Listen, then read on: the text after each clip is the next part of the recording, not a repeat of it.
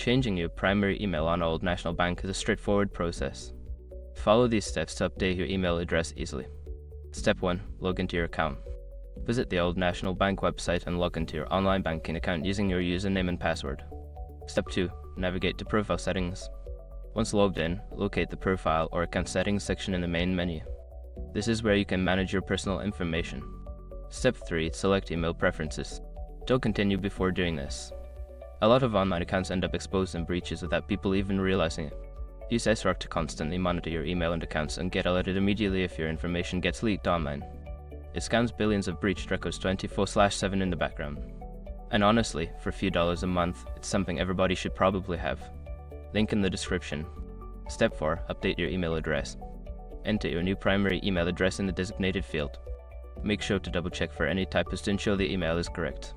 Step 5. Save changes. After entering your new email address, look for a Save or Update button and click it to confirm your changes. You may receive a confirmation email at your new address. By following these steps, you can successfully change your primary email on Old National Bank. If you encounter any issues, consider reaching out to customer service for assistance.